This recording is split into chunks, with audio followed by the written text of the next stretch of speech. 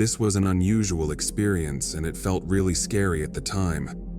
But when I tell people about it, they usually don't think it was anything to worry about. So, this happened last Christmas Eve when I was driving home from university with my friend. We were both around 21-year-old females. My family lives in a very remote area of Montana, far from any big towns or cities.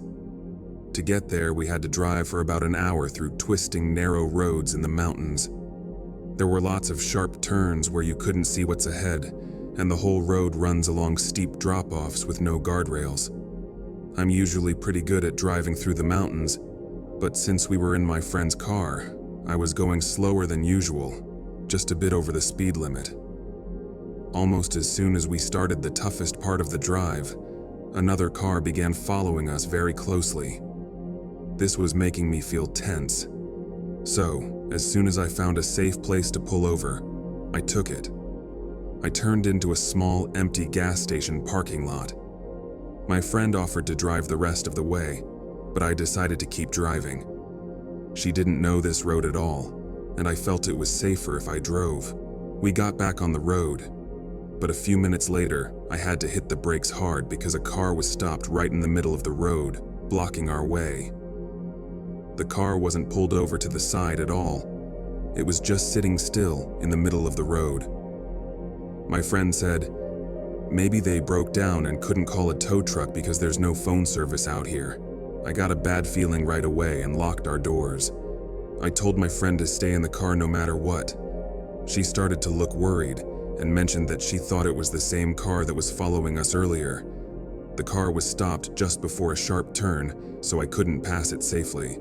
My friend started panicking and telling me to go around it, but I was worried about getting hit by a big truck, or even sliding off the mountain. I honked the horn, but nothing happened. We couldn't call for help because there was no cell service.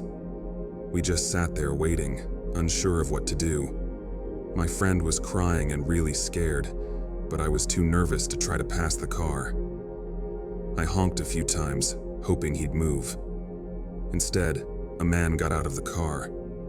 He slowly walked to the back of his car, leaned against it, and just stared directly at us. My friend's panic was getting worse and I felt completely frozen.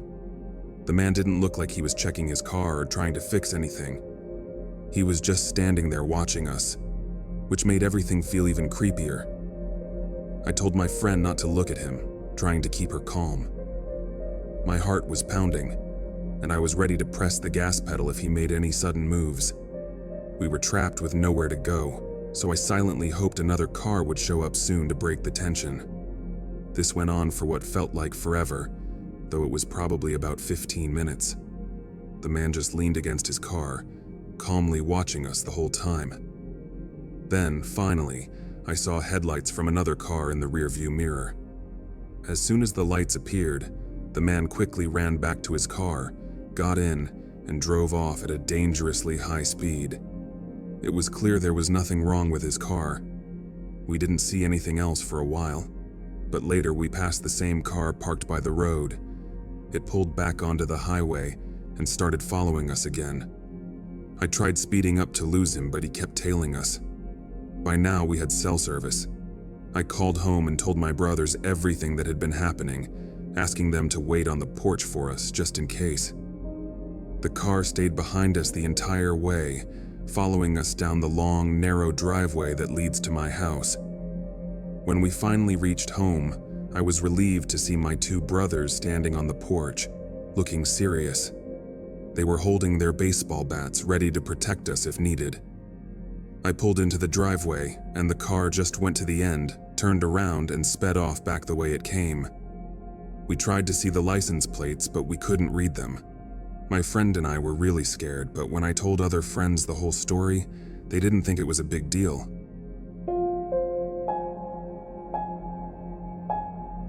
I'm a woman in my 30s, currently staying in a downstairs room of my childhood home while taking care of my elderly parents. The window in my room faces Elm Avenue, and my bed faces the window. I often leave the window open at night because I like it cool to sleep. There's a cabinet with an aquarium in front of the window. It doesn't block the view, and I can still reach to open or close the window. However, it makes it hard for anyone to climb in. My dog, Sable, always sleeps in the room with me. She's medium-sized, with a light brown coat that makes her look friendly, not intimidating. Even though Sable seems harmless, she's an excellent guard dog. She's alert to all sounds, even quiet ones, and will growl or bark if she senses anything unusual. Knowing she's there helps me feel safe, so I never worried much about leaving the window open at night. But after what happened, I'll never leave it open again. It started around 2:30 or 3 a.m. one night. My sleep often gets interrupted because of my caregiving duties, so I was awake, reading a book in bed. Suddenly, Sable let out a deep growl, jumped off the bed, and began pacing. She kept looking up at the window. A moment later, she jumped onto the cabinet by the window and started barking. I walked over and carefully peeked out from the side of the curtain, but I didn't see anything unusual. I pulled the curtain back into place, tucking it tightly so the wind wouldn't move it. I wasn't too concerned. Elm Avenue is a quiet street, and we rarely hear much noise at night. There are foxes nearby that sometimes make noises, and Sable occasionally growls or barks when neighbors pass by or gates creak. She's used to these sounds, so I didn't think much of it. I figured that if someone had looked into the open window, they would have seen both a person and a dog and moved on. About half an hour later, just as I was relaxing and thinking I might fall asleep, Sable growled again. This time it was a deeper, more serious growl. I listened carefully, thinking it might be foxes, but then I heard it. A slow, heavy breathing noise. It sounded unnatural, like the creepy breathing you hear in horror movies. I sat up, my heart racing, and looked toward the window. My blood ran cold. The curtain had been pulled back slightly, and the bottom was lifted, as if someone was peeking under it. Shaking, I moved to the side of the window to see past the curtain. That's when I saw him.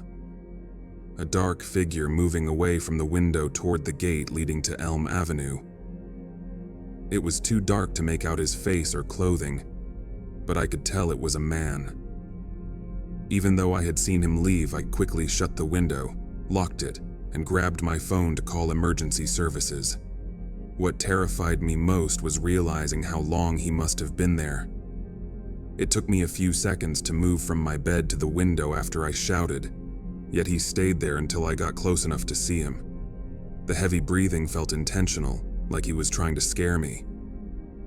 While on the phone with the police, I turned on all the lights downstairs and checked the doors and windows to make sure everything was secure. 2 officers arrived around 4:30 a.m. and took my report. They suggested asking neighbors if they had camera footage and letting them know about a potential prowler.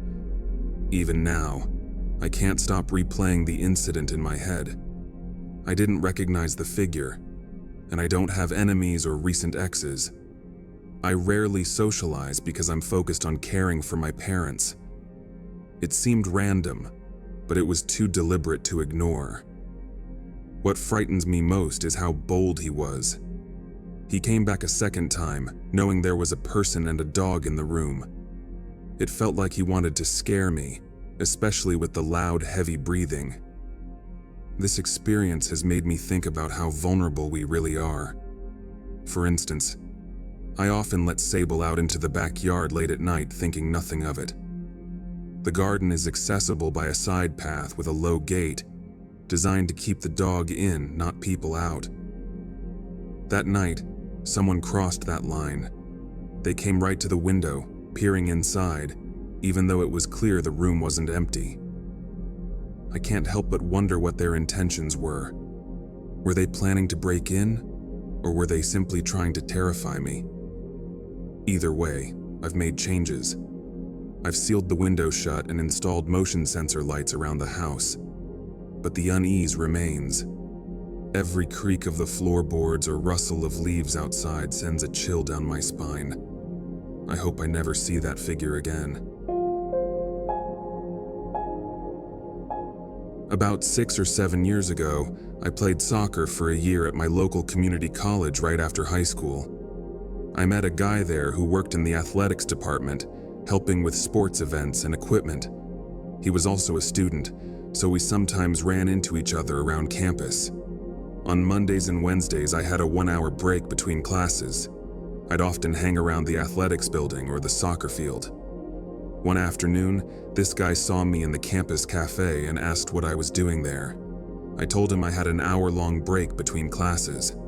After that, he started showing up regularly to hang out with me. I didn't mind because he seemed like a regular guy. He didn't have any reason to be there. He just wanted to spend time with me.